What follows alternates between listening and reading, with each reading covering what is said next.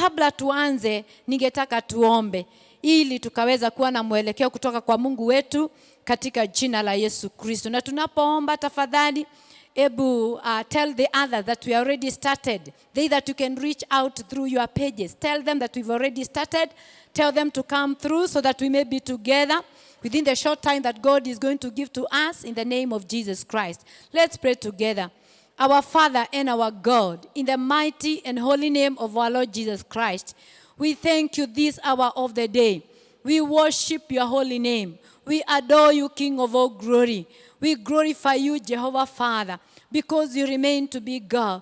Thank you for this opportunity that you've given unto us, that we may come before you, our people, they that are listening to us, they that are watching us, Abba Father, that, oh God Almighty, we may share to them this word, the word that through which the world and everything that is in it was created. Thank you, Abba Father, for such an opportunity. We thank you, dear Lord, even for the current situation that we are facing in our country and even in the whole world. We know one thing, Abba Father. There is nothing that you do not know. You know everything because you are even before time. Glorify your holy name. We honor you, King of all glory. Tunapoenda kushiriki hili neno, Bwana, ninaomba ya kwamba hili neno likatenda kulingana na vile umekusudia, katika jina la Yesu Kristo. Likawafikia watu wako kwa nguvu na uwezo mkuu, kubadilisha mioyo yao, kubadilisha hali zao. Bwana wa rehema, tunaomba ya kwamba ukalituma likaponya, ukalituma likapatia tumaini, ukalituma Bwana likaleta uzima mahali kunao maafa, katika jina la Yesu Kristo. Tunapolinena Bwana, tunaomba ya kwamba ukalituma likanena amani mahali ambapo hakuna amani, katika nyumba zetu na mahali popote pale, katika jina la Yesu Kristo. Wakati kama huu, wakati watu wengi wamezingirwa na mambo mengi ambayo mengine ni machungu, mengine hawajui jinsi watakavyofanya, Baba, ninaomba ya kwamba ukawatembelee Bwana, ukajidhihirisha kama mwenye nguvu katika hali zao, katika jina la Yesu Kristo. Bwana, ukapatikana wale ambao wanakuita, wale ambao wanakulilia Bwana, ukasikia kilio chao katika jina la Yesu Kristo. Na kama vile wana wa Israeli walivyokulilia wakati walikuwa katika utumwa, katika mikononi mwa Farao, Bwana wa rehema, wakakulilia na wewe ukaona ni vyema ukamtuma mtumishi wako Musa, na ukamwambia ya kwamba kilio chao kilikuwa kimekufikia, na ulikuwa umewaona, ulikuwa umeona mateso ambao walikuwa wanapitia. Hata wa sasa Bwana, tunajua tutakapoendelea kukulilia Mungu Baba, unatusikia, na wakati wako ambao unafaa utatutumia msaada wako, katika jina la Yesu Kristo. Katika mambo yote Bwana utukuzwe, katika mambo yako yote Bwana uinuliwe, katika mambo yote Bwana upewe sifa, maana wewe ni Mungu, haubadiliki. Ni wewe yule jana, leo na hata milele. Kuwa nasi ewe Bwana, tusaidie Mungu wa rehema, saidia wasikizaji wetu, tusaidia watazamaji wetu Bwana, tunapoendelea Bwana, hili neno likapata nafasi mwafaka katika mioyo yao. Tunakushukuru Bwana na tunakuinua, na ni katika jina la Yesu Kristo tumeomba na kushukuru. Amina. Amen. Amen. Nataka kuwashukuru mara tena kwa kuungana nasi masaa haya. Wewe ambao umekuwa ukitutazama na hujachoka, kila wakati unatazamia kupokea haya mahubiri masaa ya mamkuli, nataka kukushukuru Bwana. Ujue ya kwamba hiyo njaa na hiyo kiu ulio nayo kwa sababu ya neno la Mungu, hakika utashibishwa.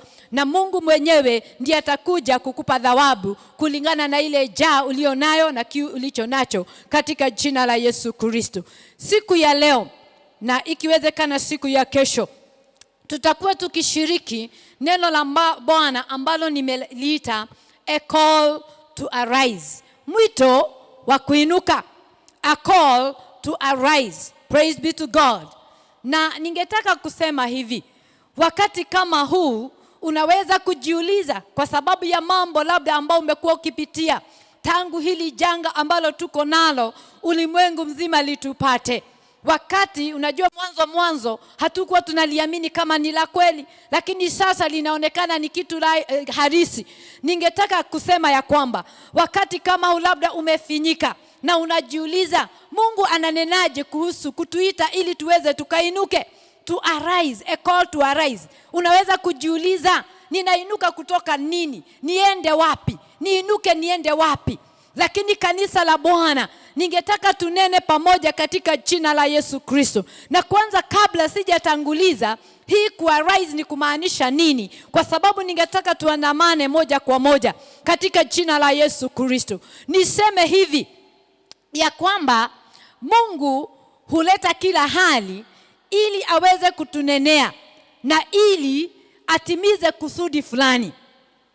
Na wakati mwingine kama wanadamu tunatazama na tunaona sio kana kwamba Mungu ana kusudi jema kuhusu maisha yetu. Lakini ukisoma katika kitabu cha Warumi inasema ya kwamba all things work together for good to they that love the Lord. Na wakati mwingine tunatazama tunaona ni kana kwamba hakuna mazuri ambayo yanaweza kutokezea katika kile ambacho tunapitia na katika yale ambayo yametuzingira. Nikasema tunaishi wakati ambapo hatuna na uhakika wa jambo lolote. We are not even assured about tomorrow. We don't even know what will happen. Every time we are anxious. Kuna woga fulani yawezekana unausikia ndani yako. Kuna labda mambo fulani ambao unaona sio kana kwamba yatatimia. Hata wengine wamekuwa wakisema ya kwamba hatujui vile kutafanyika. Na wacha niseme hivi, kwa sababu hili neno linatufaa sisi kanisa na pia wale watu ambao bado hawajaokoka. Na nikasoma katika mitandao, watu wengi wamekuwa wakiandika, kwa sababu tunakaa hatuendi, tumekaa tu pale tumesimama, hakuna biashara zinaendelea vizuri, shule zimefungwa, mambo mengi hayafanyiki. Na nikaona hasa vijana na watu wa umri wa katikati wakisema, wakati hii corona itaisha, nitafanya hivi na vile na vile. Na wengi wao walikuwa wanasema ya kwamba watajiingiza katika anasa na katika raha ambazo hazina mwisho. Nimekuwa na kilio sana kwa wale watu ambao hawajaokoka, hawajajuana na Yesu, kwa sababu corona iwe na isiwe, Mungu bado ni Mungu. Na kile Mungu anatazamia tukaweze kufanya ili tukamfurahisha bado kiko. Mungu anataka tumjue. Mungu anataka tumpee maisha yetu. Na kwa hivyo ningetaka hata kabla hatujaanza kushiriki neno la Mungu ya kwamba wewe kama umeokoka, ningeomba Mungu akupe mzigo kwa wale watu bado hawajajuana na Mungu, kwa sababu corona iwe na isiwe, bingu na heaven and hell, they are still there. With or without corona, with or without this pandemic, heaven and hell are real. So don't just say, usiseme tu ya kwamba corona ikiisha nitajiingiza katika anasa, nitaenda kwa raha zangu na hayo mambo mengine yote. Niseme ya kwamba Mungu anataka uinuke kutoka kwa dhambi zako. Mungu anataka uinuke kutoka hali yako ya kuwazia vile utakavyoenda katika raha zako. Mungu ametupa nafasi nzuri. Wakati mwingine, wakati we stubbornly refuse to hear the soft voice of God, sometimes God allows things to hit us. God, he himself, he may not hit us. Naona kama wakati labda unaongelesha mtu katika maisha ya kiasili, unapoongelesha mtu kwa sauti ndogo na unaona ni kama hakusikii, inaweza kuwa ametazama mahali kwingine, inaweza kuwa labda haoni, inaweza kuwa labda kuna mambo ambao amepay attention to more importantly than what you are trying to tell to them. Wakati mwingine huwa ninaona hata kama ni rafiki yako, unamgonga either kidogo ama kwa nguvu. Na wakati unamgonga, saa zingine hata sio kumguza, unaweza hata kumgonga kwa nguvu. Na yule mtu anaachana na kile ambacho amekuwa akiona ni cha muhimu sana. Inaweza kuwa alikuwa anatazama TV, inaweza kuwa alikuwa kwa simu, na wakati huo anaweza kukutazama na labda akuulize ulikuwa unataka nini na mbona umenigonga hivyo. Lakini kwa yote, hata kama amekasirika, hata kama hajakasirika kwa sababu umemgonga, kitu ya maana ni kwamba he has paid attention to you. And I tend to believe even with our God, labda Mungu ameangalia. Sisemi ni hivyo, ni kuwaza tu mimi nawaza, lakini nasema ya kwamba yaweza kuwa Mungu amekuwa akituangalia. Tumekuwa katika shughuli, shughuli nyingi, shughuli muhimu. Tunajiambia kwamba ni muhimu sana. Hapa na pale, wazazi hawapati nafasi ya watoto. Watoto hawapati nafasi ya kuongea na wazazi kwa sababu wako katika mitandaoni. Mabwana hawapati nafasi ya kuwa na wake wao. Wake hawapati nafasi ya kuwa na mabwana zao. Lakini Mungu, watu wengine maofisini wanachelewa katika maofisi. Wengine wamekuwa na shughuli. Weekend baada ya weekend umejipanga. Unajua mahali utaenda rev zako, raha zako. Lakini Mungu kwa njia zake, Mungu haleti magonjwa, lakini wakati mwingine anaruhusu ya kwamba yakatupate. Kwa sababu shetani mwenyewe ndiye mambo haya yote maovu. Ukitazama katika kitabu cha Job, katika kitabu cha Ayubu, Mungu aliruhusu. Ayubu akapitia katika mambo ambayo alipitia. Na ikafika wakati mmoja, Mungu akamwambia brace yourself like a man ili tuongee. Hallelujah. Na kwa hivyo ningetaka kusema hivi, wakati mwingine, wakati Mungu anaongea kwa sauti nyepesi, wengine tumekuwa tukimbia kanisani Jumapili peke yake. Na tunasema ya kwamba tunamtumikia Mungu. Sasa Mungu ametupa nafasi ya kujitafakari. Si vile mhubiri anasema, lakini wewe mwenyewe na Mungu ujitafakari. Hallelujah. So sometimes God may hit us hard or may allow things to hit us hard so that we can turn back to Him when He has been speaking to us with that very soft voice. And we have stubbornly refused to pay attention to Him. Sometimes He may cause things to happen to us so that we can turn back and ask God, what is all this? And when we shall see things come back to normal, we shall lift our hands and say, God, you did it. And God, because He is God, He knows how to do things. Praise be to God. Nataka niseme hivi.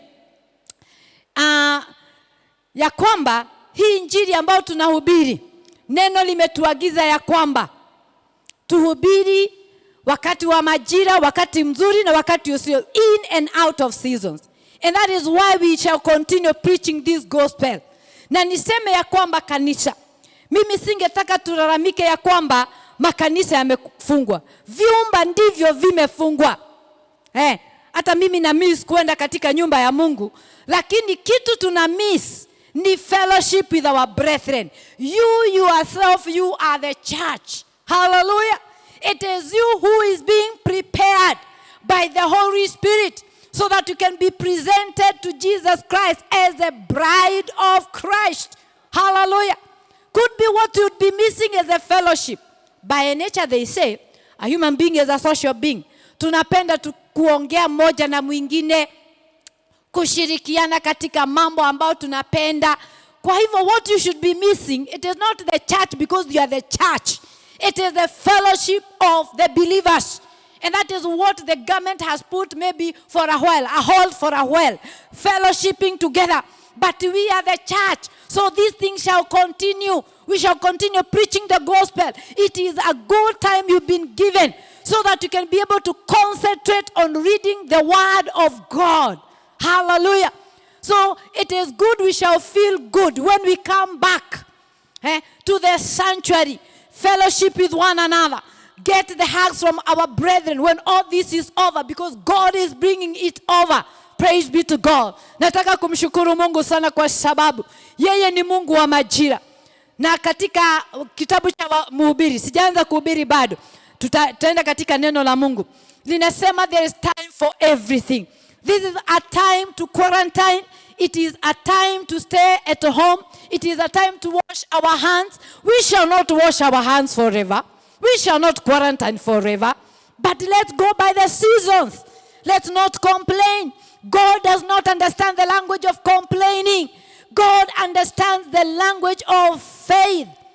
What we should be doing, it is raising up our faith so that this pandemic can be over and things come back to normal. God does not understand the language of grabbing. Kind of like you are always complaining. Kila wakati wewe ni kuteta, kulalamika, kunungunika, sijui nini. Mungu haelewi hiyo lugha. Na kwa hivyo siku ya leo, nataka tunene maybe leo na kesho, nataka kunene a call to arise, mwito wa kuinuka. Na nikiongea kuhusu ku arise, tutasoma katika kitabu cha, najua wengine tayari nimejua mahali nitasoma, katika kitabu cha Isaia sura ni ya 60, tasoma kutoka mstari wa 1 mpaka mstari wa 5. Na tutashiriki neno la Mungu kulingana na vile Mungu atatusaidia. Hallelujah. Biblia inasema ya kwamba, tasoma kwa Kizungu, arise, shine, for your light has come, and the glory of the Lord rises upon you. See, darkness covers the earth, and the thick darkness is over the peoples. But the Lord rises upon you, and his glory appears over you. Verse number 3. Nations will come to your light, and kings to the brightness of your dawn. Number 4. Lift up your eyes and look about you. All assemble. Lift up your eyes and look about you. All assemble and come to you. Your sons come from afar, and your daughters are carried on the arm. Verse number 5. Then you will look and be radiant. Your heart will throb and swell with joy. The wealth of the seas will be brought to you. To you, the riches of the nations will come. Hallelujah. A call to arise. Katika maandiko ambayo tumesoma, huyu ni nabii Isaia. Na nabii Isaia anasema, anatangaza kuhusu utukufu wa Zayuni. Na ukisoma hili neno, ama tukijaribu kulielezea hili neno to arise, what does it mean to arise? Ama ni nani mtu ambaye anaweza kuambiwa arise? To arise, kuelezea kwa kwanza ni kusema it is to move up.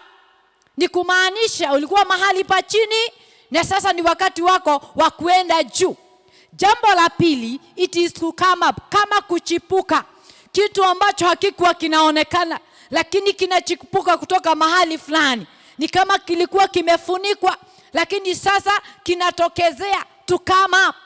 Hicho kingine ni to get up. Ulikuwa mahali ulikuwa umeketi, lakini sasa unainuka kutoka mahali pa kuketi.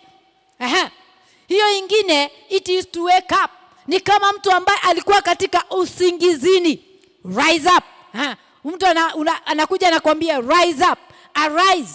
Ni kama ulikuwa umelala, huko ulikuwa umepoteza fahamu katika usingizi, lakini sasa unaamka. Jambo lingine, to arise, it is to start to happen. Kunayo maelezo mengi sana, lakini kwa wakati huu wacha tuongee kuhusu hayo. Na wacha niseme hivi kanisa, ya kwamba katika maandiko ambayo tumesoma, Isaia anasema arise, shine. Kuna jambo moja, kuna ku arise, kunacho kuinuka. Na pia kuna kule kung'aa. Huwezi ukang'aa ama huwezi ukaangaza kabla uinuke. Kama sasa vile tumesema ya kwamba to arise, it is to move up, to come up, to get up, to wake up, to start happening. As long as you are somewhere that you are hidden, you cannot be able to shine. So the first step, it is to arise. Na niseme hivi kanisa la Bwana, majira ambayo tunayoishi ni majira ambayo Roho Mtakatifu anatuita katika kukaa kwenye ukakamavu wa kiroho. We need to be more alert in the spirit more than ever before.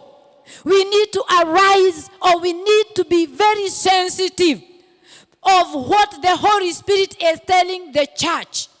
And sometimes when I see,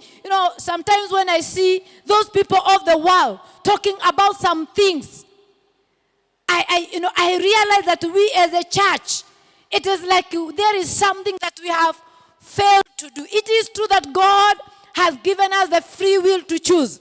Na juzi mtumishi wa Mungu Reverend Kachi akasema ya kwamba it is not the world which came to the church. It is the church which went to the world. And that is why some of these things are happening. Ndiposa haya mambo yanatendeka kwa sababu hatujainuka. Kabla sasa tuangaze na tuangazie watu wengine nuru yetu tulio nayo, bado tumefichika, bado hatuonekani, bado tuko mahali pa chini, na yaweza kuwa hata zaidi na baya zaidi tuko usingizini. Wakati huu tunasema ni wakati wa corona, wacha tuite hivyo. It is a time we are talking about corona. Ni wakati tuko chini, lakini wakati huu ndio Mungu anasema we need to arise. We need to arise. And even as we continue speaking this word of God, ningetaka ujiulize, ni wapi mimi nahitajika kuinuka?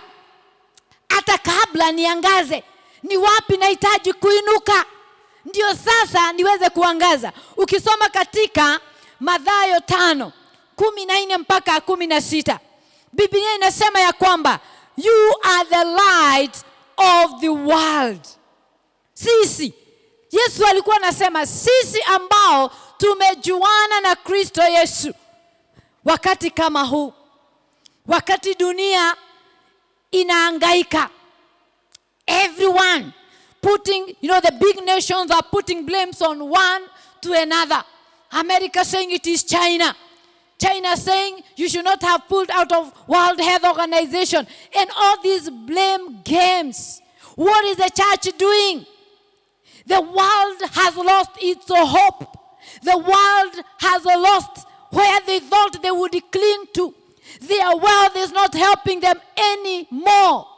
They see people dying every day helplessly. Hallelujah. But we are not like them. We are supposed to give a hope to the world. The scientists so far, they have not yet realized that they need God.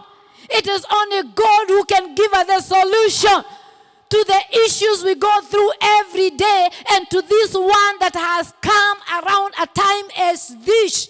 Praise be to God. And the Bible is saying that we are the light of the world. Sisi ndio nuru ya ulimwengu. Na inaendelea kusema ya kwamba hakuna yeyote anayewasha taa yake alafu anaifunika.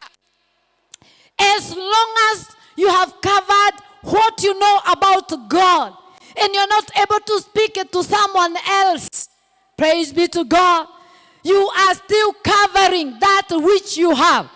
Bwana asifiwe sana. That's Matthew 5:14 and 16. You are the salt. 14 inasema, you are the light of the world. A city on a hill cannot be hidden. Neither do people light a lamp and put it under a bowl. Instead, they put it on its stand, and it gives light to everyone in the house. You cannot show your light as long as you are bent, as long as you are asleep, as long as you are hidden somewhere. Hallelujah.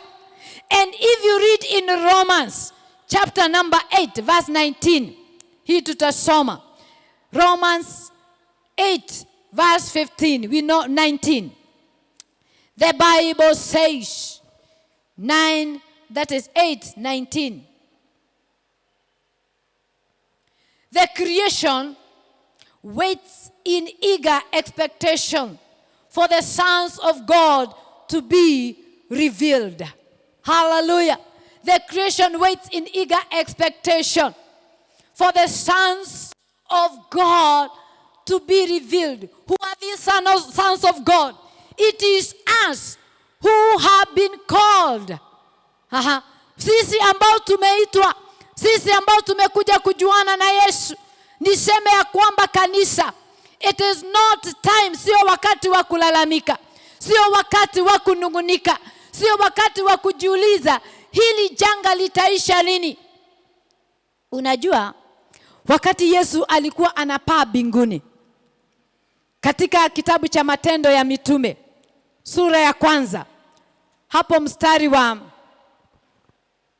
7, mstari wa 6 inasema, Lord, are you at this time going to restore the kingdom to Israel? Sana sana nataka tuone mstari wa 7. Bwana Yesu, walikuwa wanafikiria kwa sababu Yesu amefufuka na kwa sababu Yesu anaonekana ndiye mfalme, ameshinda kifo na mauti. Walikuwa wanafikiria. Waisraeli wakati Yesu alikuwa amesulubishwa, wakati Yesu alikuwa amesulubishwa, Wanaisraeli walikuwa chini ya utawala wa Warumi. Na wakafikiria kwa sababu Yesu ameshinda kifo, ameshinda mauti, sasa ni wakati wa kuregeshewa ufalme. Na wakamuuliza, is it time for you to restore the kingdom to Israel? Lakini Yesu akawaambia, it is not time for you to know the times or dates the Father has set by his own authority. Sio wakati wetu wa kujua na kuuliza when. God knows when this is coming to an end. But he should not find us idle. He should not find us sleeping. He should not find us hidden. He should not find us not doing anything. Hallelujah, kanisa. Wakati wengine wanauliza itaisha lini? Wacha tuchukue huu wakati mwafaka wa kuinuka. Tutakapoinuka, then tuangazie ulimwengu na tuambie kwamba despite all these things, tuinuke katika maombi, tuinuke katika kutafuta uso wa Mungu, tuinuke katika ushirika wetu na Mungu, tuinuke katika kuonyesha upendo wetu kwa Mungu na kwa watu wengine wale ambao wanahitaji msaada. Hallelujah, kanisa la Bwana. Ni wakati wetu wa kujua the times and the dates that God has set in his authority. Yeye mwenyewe ndiye anajua wakati hili janga litaisha. Yeye mwenyewe ndiye anajua wakati ule ambapo wanasayansi wakiwa wamewezeshwa na yeye watapata kinga ya hii ugonjwa. Ana mambo mengine ambayo yanatukia. It is not time for us to keep asking when. Ama tufikirie how is it going to be. We should be found arising from our situations. Hallelujah. For the Bible says in Romans 8:19, umbile, the creations wait in eager expectations. Hallelujah. Kila kiumbe ambacho kimeumbwa na Mungu wanatazamia sisi ambao ni wana wa Mungu, sisi ambao tumeitanishwa na jina la huyu Mungu wetu, muumba mbingu na nchi, wanatazamia kwa matazamio makuu with the eager expectation for the sons of God to be revealed. It is time that we give a solution to the nations. It is time that we arise. We arise in prayer.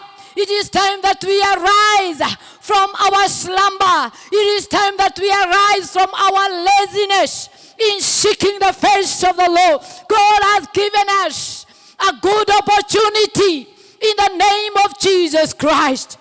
It is not time to sleep. You wake up in the morning very late. Ukisema ya kwamba hatuendi kazi, unaamka hata kuoga huogi. Wewe unasema ni wakati wa kula, tumepewa nafasi ya kula. Unasema ni wakati umepewa wa kukaa nyumbani kupumzika. Lakini are you thinking about your spiritual life? Your relationship with your God? What have you been doing it since March? When the government said that things are not going to be business as usual. Do you know God remains to be God? Whether there is a lockdown and whether there's no lockdown, God remains to be God. And his expectations still remain. Let me just say this. God will never lower his standards to fit the standards of men. If he says that we should arise so that our light can shine to others, this is what we need to do. Praise be to God. Hallelujah. This is what God wants of us. The world we are living in is wicked, and it is in desperation. People without God are desperate, and some of them do not even know where to turn to. I've been having a lot of cry to the people that do not know God yet.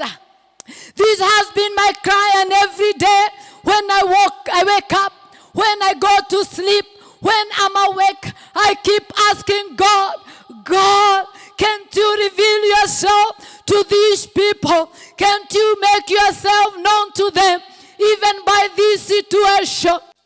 Wakiwa katika hali zao ambazo hawana tumaini, si Mungu watokeze, si Mungu jijulishe kwa wao.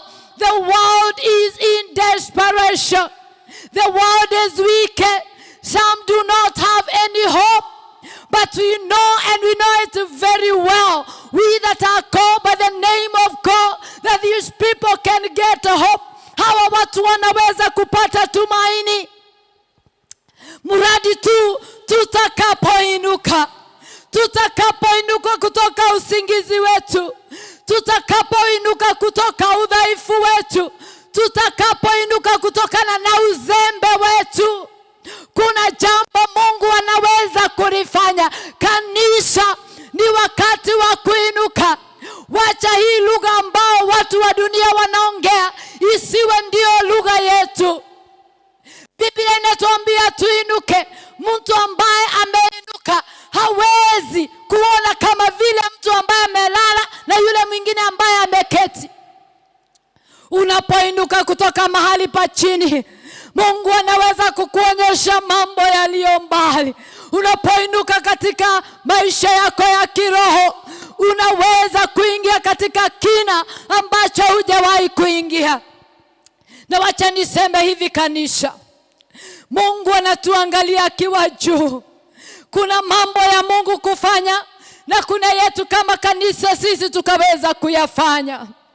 Mungu akisema ya kwamba tuinuke, sio Mungu atatuinua, ni wewe ukusudie kwa moyo wako wote na uinuke. Hallelujah. God has given us a free will to choose. Unaweza kuinuka katika maombi. Wakati kama huu, labda uendi kazini, unaweza kujitengea muda wako wa kuomba. Unaweza kuwa ni mchana, inaweza kuwa ni usiku. Unainuka, unasema saa 2 ya usiku, mimi nitakuwa nikienda, hata kama ni risali moja, nitakuwa nikiomba. Hata kama ni mchana baada ya kufanya shughuli zako za nyumbani, unajitenga mahali fulani, maana hii ndio Mungu anatutazamia kanisa. Huu sio wakati wa kula, huu sio wakati wa kulala, huu sio wakati wa kugoja wakati minister wa health atatangaza ni wangapi ambao wamepata corona. Praise be to God. Huu sio wakati wa kujifurahisha. Unasema it is good time with our family, with my family. Ni kweli, ni nafasi mzuri uwe na jamii yako wakati kama huu, lakini Mungu yuko wapi katika ile jamii? Praise be to God. God is looking for people that are willing and ready to stand out amid circumstances that don't look to be appealing. Hallelujah. Mungu anatafuta watu ambao kwa hiari yao wako tayari na wamejitoa kusimama hata kama mambo hayaonekani yakiwa sawa. Wakati wengine wanasema tutaangamia, Mungu anatazamia kuona watu watainuka na kusema kuangamia is not our portion. Wakati watu wanasema tutaisha, wakati wanasema idadi inaongezeka, wakati wanasema hakuna tumaini, Mungu anatazamia kuona watu watakaoinuka, willing and ready to stand out even when circumstances are not appealing. Praise be to God. Na mtu hataki, na Mungu anatazamia watu ambao watakuwa consistent. Hallelujah. Consistent ni kumaanisha hawa watu sio kama wale, wakati mwingine wako juu, wakati mwingine it is like they are up and down. So much up and down. When it comes to God, God wants a people that are consistent and fully yielded to God. Na niseme hivi, sisi ndio watu ambao Mungu ameteua wakati kama huu, tulete tumaini kwa ulimwengu. Hallelujah. Kanisa, Mungu anatutazamia. Mungu anaandaa kanisa lake. Wakati kama huu tusiuchukulie ni kama wa kawaida. let's take this moment positively. Let's not take it as a moment that God wants to punish the church. Some are saying that God is punishing the church through the government because the buildings are closed. No, it is not that. Let's see it in a spiritual manner. It is a time that God wants us to reflect on what He wants us to do. Our reverend has been preaching on the word that we shall hear a voice calling and telling us we should go back to the crossroads so that we can go back to our ancient paths, get to know them, and walk ye in them. But what have we been saying when all things have been normal, when things have been operating, things we've been taking all these things for granted? All what we've been saying is that we are not going to walk in these paths. But God is calling us back again so that we can arise, give hope to the world. And God requires that we be consistent. Let us not just purpose. Tusikusudie tu ya kwamba tutainuka wakati kuna janga. Mungu anaandaa kanisa. Wacha nikwambie mpendwa, tumekuwa katika shule. We call it a very busy lifestyle. Wakati tunapatananga na watoto wetu, wale wanaenda shule wakati anataka pesa. Tunapatana na bwana zetu, wakati ni asubuhi tunawaandaa waende kazini. Jioni wakifika wamechoka, tunawaandalia maji, wanaoga. Hatuna wakati mpaka wa kuomba pamoja kama jamii. Mungu anaandaa kanisa lake. Na vile nilivyosema siku ya Jumamosi, ya kwamba wale ambao that they are sensitive in the spirit, what is happening, it is a fulfillment of the prophecies written in this word. So let nobody lie to you.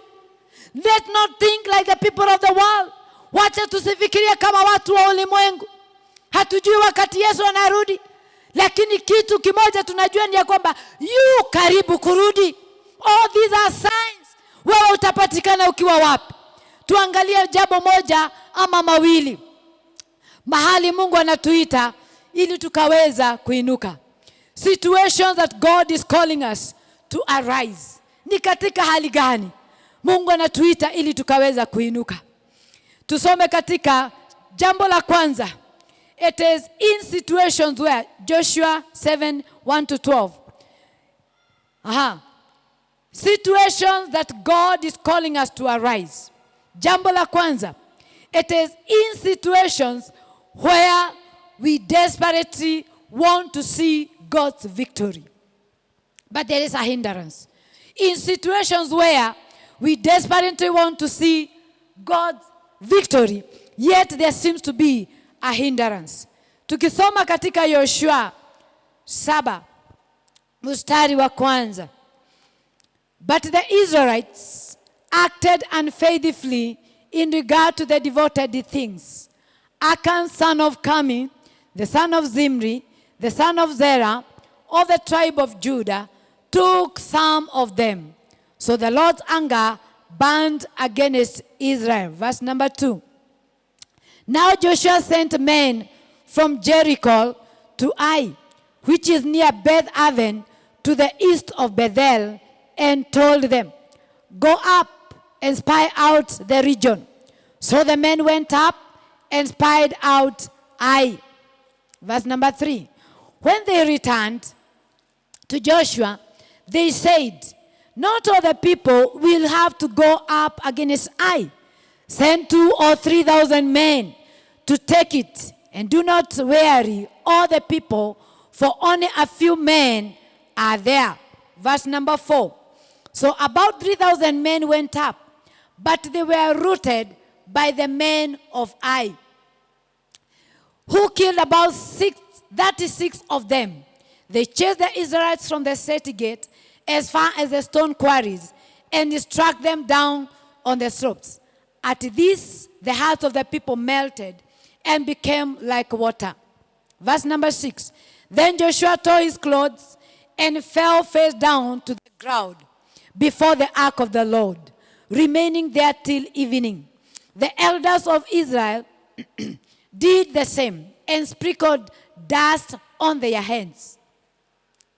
And Joshua said, "Our sovereign Lord, why did you ever bring these people across the Jordan to deliver us into the hands of the Amorites to destroy us? If only we had been content to stay on the other side of the Jordan. Oh Lord, what can I say now that Israel has been routed by its enemies?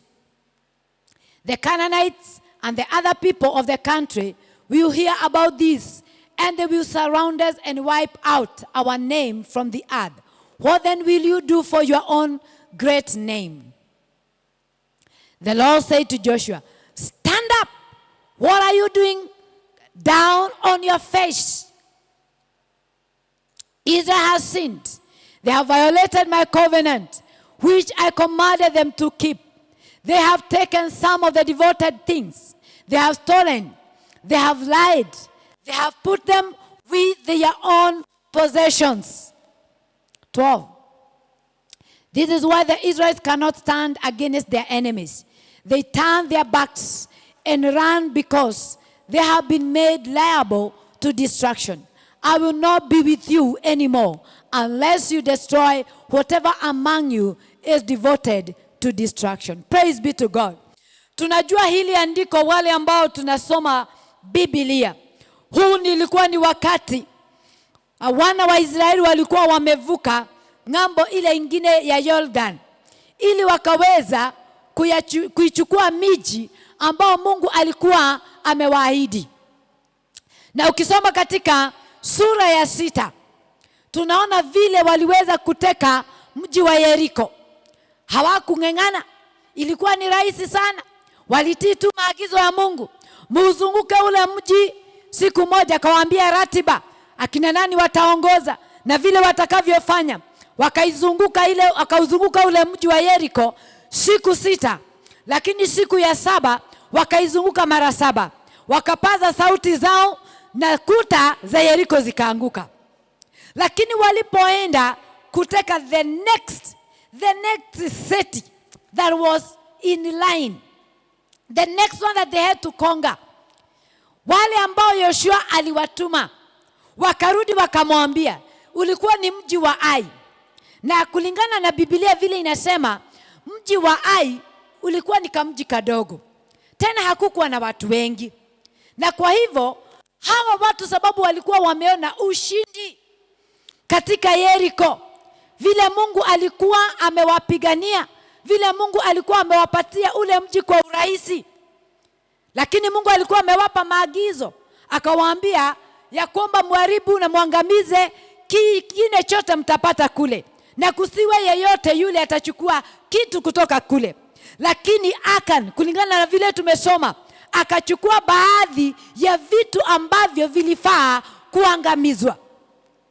Na kwa hivyo Yoshua alipotuma wale watu waende wakapeleleze ule mji wa Ai ambao ulikuwa ni mdogo, wakarudi na habari wakamwambia Yoshua, kulingana na upelelezi wetu ule mji ni mdogo, hakuna watu wengi kule, na haina haja tuchoshe jeshi lote ati twende tukapigane na wale watu.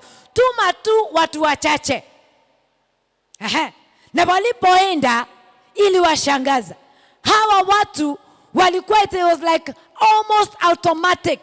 They would get the victory as simply as they had gotten it in Jericho. And indeed, they needed God's victory. Lakini hawakupata ule ushindi. Biblia inasema ya kwamba wakauliwa 36 wakauliwa. Hao wengine wote waliobaki wakiwa hai wakafukuzwa. Na walipoenda kwa Yoshua aliposikia ile habari vile mambo yamefanyika, Biblia inasema ya kwamba Yoshua akararua mavazi yake na akalala chini mbele ya sanduku la agano, na akaanza kumulilia Mungu akimuuliza maswali, because he was desperate for God's victory. Remember, Yoshua alikuwa chukua usukani kutoka kwa Musa, na alikuwa bado hajazoea kabisa kuongoza wana wa Israeli. And so, because God had assured him of victory, he was desperate for God's victory. na kwa sababu aliona ya kwamba wameshindwa, ndiposa akalala kifundifundi. Najua wewe mtu wa Mungu, hata sisi we've also had our share of victories. Tushaona Mungu akitupigania, kama vile aliwapatia mji wa Yeriko kwa wepesi. Kuna mambo mengine ambayo tumekuwa tukiyapata kwa wepesi, kwa urahisi, hatungeng'ani. We've had a share of our victories. Pengine katika kazini kwetu ulipandishwa hicho cheo kwa urahisi, ulikuwa mgonjwa ukapona kwa urahisi, ulienda ukanunua tu dawa kidogo kwa urahisi. Taifa letu limepata janga hapa na pale, lakini tumekuwa tukipata ushindi kwa urahisi. Lakini wakati mwingine kama janga hili ambalo limetupata sio rahisi, we are desperate, we need God's victory, kama vile Joshua alihitaji. And Joshua was sleeping down. Na ukisoma katika mstari wa 10 inasema stand up. Wale ambao wanasoma Kiingereza kuna alama ile exclamation mark. Hiyo exclamation mark ni kumaanisha Mungu hakuongea kwa sauti ya chini. Actually God shouted at Joshua, stand up. Na wakati tulikuwa tunaelezea hili neno ya rising up, it is coming up, getting up. Kwa hivyo Mungu alitazamia ya kwamba hangepata kujua mambo jinsi yalivyo mradi tu angeendelea kukaa pale chini, mradi tu angeendelea kulala pale chini. Na ndiposa Mungu anamuamrisha, anamwambia stand up. Hallelujah. This is what God is calling us to do today. We need to stand up. We are never going to get God's instructions on how we are going to get our victories as long as tunalia pale, tukilalamisha Mungu, tukitetesha Mungu. Joshua was not praying. Joshua hakuwa anaomba. Joshua was not praying. Ukisoma katika mistari ambayo iko pale juu, anaanza kuuliza Mungu, kwa nini Mungu ukatufanya tuvuke ng'ambo ile ingine ya Yordani? He was not praying. Alikuwa analalamika, alikuwa amelala pale chini akilalamika, na Mungu ndipo akamshautia na mwambia stand up.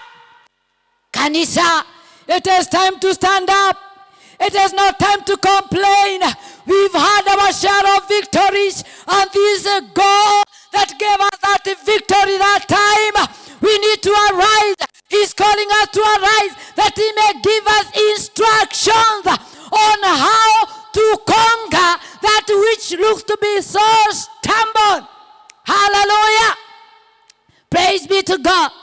Mungu anatuita tukaweze kuinuka katika hali zetu za kulalamika, katika hali zetu za kutetesha Mungu.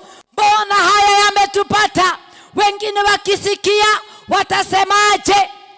Huu sio wakati wa kuuliza Mungu maswali tukiwa tumelala, tukiwa tumeketi chini, tukiwa bado tunakula, tukiwa katika hali zingine zozote. Ni wakati Mungu anasema stand up. Kanisa, ni wakati wa kusimama. Na Mungu anaendelea na kumuuliza, what are you doing down there on your face? Praise be to God. This is the question that God is asking us. What are we doing down there on our face? Complaining, murmuring, asking God questions. God, where were you when this was happening? God, where were you? God expects us to rise up so that He can give us instructions. We cannot see what is wrong as long as our faces are bent down. Praise be to God. Mungu anaitana kanisa, Mungu anatuita, anatuambia ni wakati wa kuinuka, ni wakati wa kusimama. Na wakati Joshua aliposimama, alipoondoa uso wake kutokana na kuinama, hapo ndipo Mungu akamwambia yale ambayo yalikuwa yametendeka. Wakati aliondoka katika kulalamika kwake, wakati aliondoka katika kutetesha Mungu, wakati aliondoka kutokana na kuuliza Mungu maswali, ndipo Mungu akamfunulia kuna siri zingine Mungu hata tuonyesha, hata tufunulia, mradi tu tutaendelea kukaa pale tukilalamika, tukiwa tuko chini. When we are down there, God does not trust us. When we are down there, He needs people that are standing up, upright people looking up to Him, that they may hear Him properly.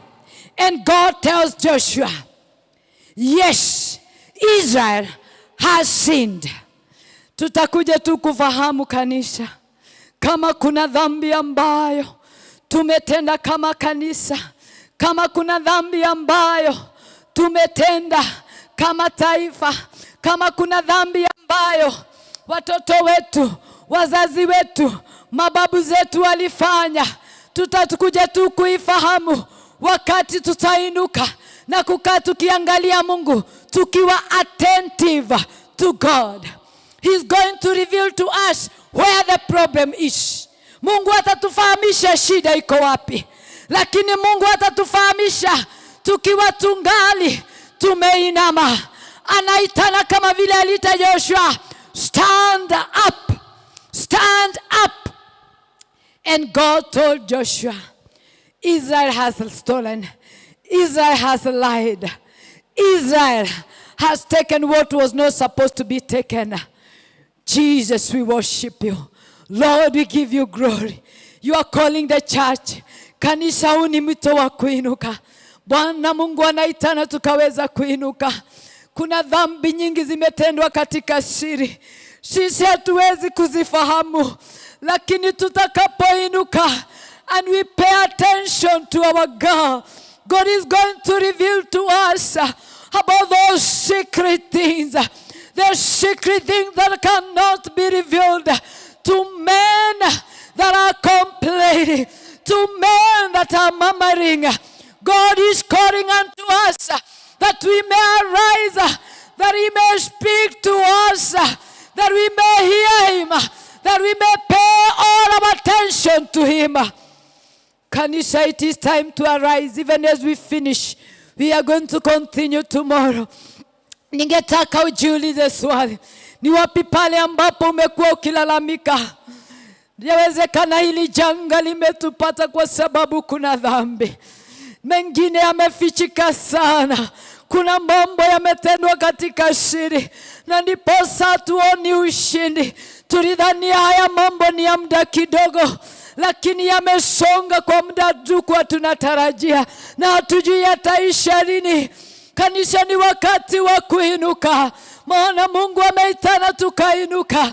Anauliza, what are you doing down there on your face? Complaining and murmuring, telling God, why did you bring us across the Jordan that we may be destroyed? It is not time for that, church. It is not time for that, church. We need to get this revelation from our God. But we are down there. He cannot speak to us when we are still down there. Jesus, we worship you. Shantarabashikata. Kanisha, ni wakati wa kuinuka na kumuuliza Bwana, what are we supposed to do in this situation when we are so desperate? When we are so desperate for your victory, when we are so desperate to see a change, it is time that God is calling us to arise and pay attention to His instructions. Purpose in your heart. Ask God to help you. God is willing and ready to reveal to us mysteries that are very so much hidden that we do not know, that we may be able to fight this battle the way it is supposed to be fought. When Joshua arose, when he paid all his attention to God, wakati Joshua alipoinuka na akapatia Mungu nafasi ya mnene na mwelekeze, waliporudi kupigana vita katika jiji la Hai, walipata ule ushindi. Ni wakati kanisa la kuinuka. Mungu anataka kupeana ushauri, Mungu anataka kupeana maagizo, lakini tungali tuko pale chini tukilalamika. Hana mtu wa kumsikia. Tunataka kupigana na kushindana vita. Yes, we are desperate yet complaining. We are desperate yet down there God wants us to pay attention to him. He has the instructions on how to go on for this battle. Anao mashauri vile tutaenda kwenye hii vita katika jina la Yesu Kristo. Father, we thank you. Tunapomalizia, wacha tukaombe pamoja. Tutaendelea katika siku ya kesho na siku zijazo, in the name of Jesus Christ. Baba, katika jina la Yesu Kristo, tunakushukuru kwa changamoto ambayo umetupa siku ya leo katika neno lako. Watutazamia Bwana, tukaweza kuinuka katika hali ambazo tumekuwa tukilalamika. We are so desperate for victories in the battles that we have been fighting. God Almighty, you've been asking ourselves, what could be wrong? Complaining before your presence, thinking that our complaints will reach out to you. But God, you understand the language of faith. Today you are speaking to us that we may arise, that we may pay attention to your instruction, that when we go forward, we shall receive greater victories.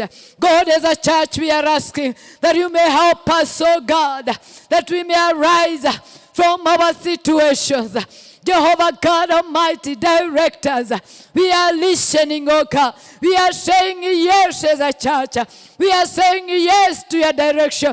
We are saying yes to your guidance and the guidance of your Holy Spirit on how to fight the battles we are facing. In the name of Jesus Christ, tumefanya uamuzi wa kuinuka ili tukaweza kukusikia vyema katika jina la Yesu Kristo. Bwana, tunakushukuru, tunakuinua Bwana. Pokea sifa na utukufu. Tunaombea wale ambao wako katika shida mbalimbali, wengine hawana chakula Bwana, ukawatumia msaada. Kama kanisa twajitoa kwako Bwana, tusaidie kuwa makini kwa sauti yako, tukaweza kukusikia unapotuelekeza, ili tukaweza kutimiza makusudio yako kwa majira haya katika jina la Yesu Kristo. Tunakushukuru na tunakuinua katika jina la Yesu Kristo tumeomba na kushukuru. Amen.